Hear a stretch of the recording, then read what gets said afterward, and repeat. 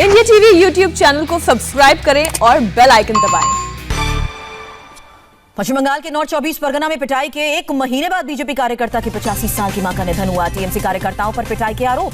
केंद्रीय गृह मंत्री अमित शाह ने कहा, बंगाल की बेटी को बेरहमी से मारा गया था। उनके परिवार का दर्द और घाव ममता को लंबे समय तक परेशान करेगा। बीजेपी अध्यक्ष जेपी नड्डा ने कहा, बेटे के बीजेपी कार्यकर्ता होने के कारण शोभा सरकार को गंवानी पड़ी जान। मां और बेटी की सुरक्षा के लिए लड़ती रहेगी बीजेपी।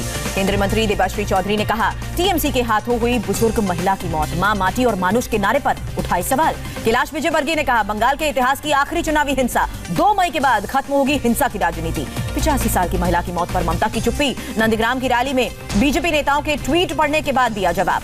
ममता ने कहा, मुझे नहीं पता बुजुर्ग महिला की मौत कैसे हुई। हम किसी की मौत का नहीं करते समर्थन। ममता ने अमित शाह के ट्वीट पर हमला बोला। पूछा, यूपी में क्या कंडीशन है, हाथरस में कैसे हालात है।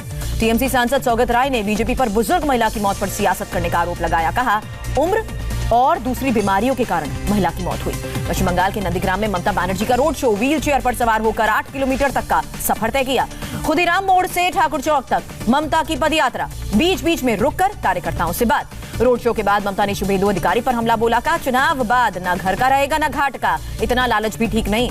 नंदीग्राम में शुभेंदु अधिकारी ने पूरा जोर लगाया। बाइक पर सवार होकर रोड शो किया। डोर टू डोर कैंपेन भी किया। शुभेंदु अधिकारी पर लोगों ने फूलों की बारिश की। शुभेंदु का स्वागत करने वालों में महिलाएं सबसे आगे। ममता के बीजेपी के बाहर से गुंडे बुलाने वाले आरोपों पर इंडिया टीवी से बोले शुभेंदु अधिकारी। कहा, ममता सबसे बड़ी गुंडी है।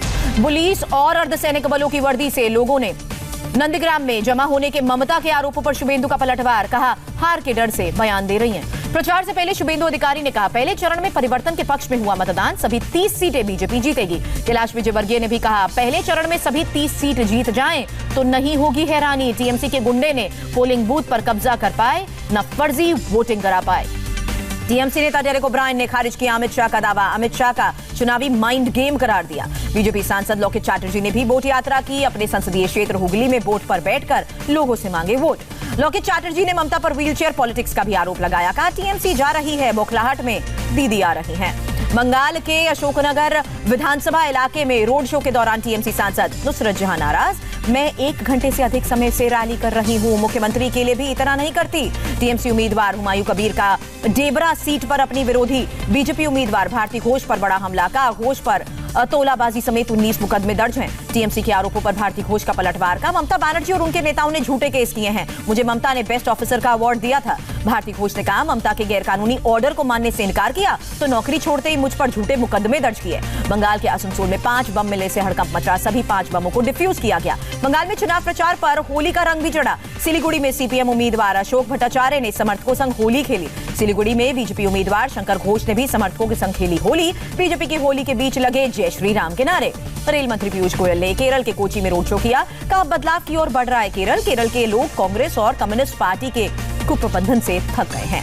पीयूष गोयल ने केरल में सीए लागू करने का भी वायदा किया। कहा, केरल में वैध रूप से रह रहे लोगों पर नहीं पड़ेगा असर। तिरुवनंतपुरम में केंद्रीय मंत्री गिरिराज सिंह का एलडीएफ और यूडीएफ पर अटैक। कहा, कटमनी पर चलती है बंगाल की सरकार तो कमीशन मनी पर चलती है केरल की सरकार। केरल के समंदर में राहुल की डुबकी पर राजनाथ सिंह की चुटकी। कहा, राहुल का ट्रैक रिकॉर्ड ठीक नहीं है, खुद भी डूबते हैं, लोगों को भी डुबाते हैं।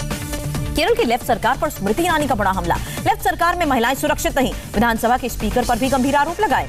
केरल के नेता विपक्ष रमेश चेन्नीथाला की याचिका पर हाईकोर्ट ने चुनाव आयोग को आदेश दिया। कहा, आयोग तय करे।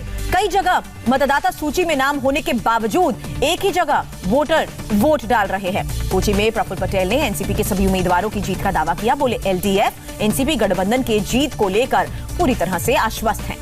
स्टालिन के चप्पल से अपनी तुलना किए जाने पर भावुक होकर रो पड़े सीएम पलनीसामी। का भगवान सजा देंगे। डीएम के सांसद ए राजा ने दिया विवादित बयान। पलनीसामी ने कहा, स्टालिन चांदी की चम्मच लेकर पैदा हुए, मैं छोटे कामों को करके मुख्यमंत्री बना। पलनीसामी के खिलाफ डीएम के सांसद ए राजा के बयान पर विवाद हुआ। कल तमिलनाडु में एआईएडीएम के कार्यकर्ताओं ने प्रदर्शन किया। ए राजा ने अपने बयान के लिए सीएम पलनीस्वामी से भी माफी मांगी। कहा, मैं सीएम या उनकी मां के खिलाफ गलत नहीं बोल सकता, मैं खुद अपनी मां की 8वीं संतान।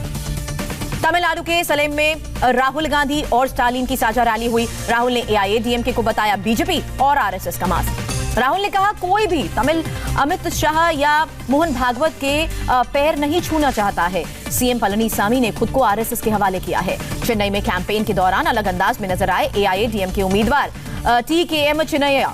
ताम्बरम में प्रचार के दौरान रुककर पराठा भी बनाया।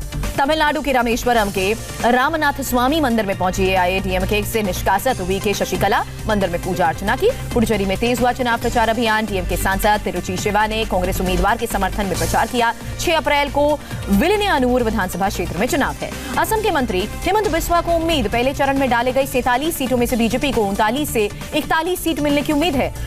हेमंत बिस्वा ने बीजेपी को 84 से ज्यादा सीट की बात कही और पार्टी ने पहले 100 सीट जीतने का टारगेट रखा था। कांग्रेस प्रवक्ता गौरव बल्लभ ने खारिज किया हेमंत का दावा, कहा असम में गठबंधन को 100 से ज्यादा सीटें मिलेंगी। असम के सीएम सर्बानंद सोनोवाल, जेपी नड्डा और कुछ समाचार पत्रों के खिलाफ कांग्रेस ने एफआईआर दर्ज कराई है। न्यूज़पेपर में ऊपरी असम से सभी सीटों पर जीत की भविष्यवाणी करने के आरोप। दूसरे फेज की वोटिंग से पहले बीजेपी नेता विजयंत पांडा का बड़ा दावा, असम में बीजेपी सरकार के पक्ष में माहौल, पिछली बार से ज्यादा सीटें जीतेंगे।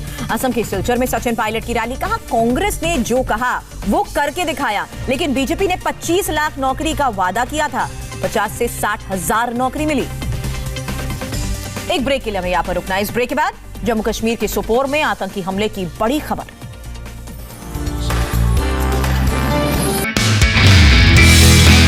नमस्ते, मैं हूं मीनाक्षी जोशी। वीडियो और खबरों से अपडेट रहने के लिए India TV YouTube channel subscribe करें, बेल आइकन दबाना ना भूलें। जुड़े रहें इंडिया टीवी के साथ।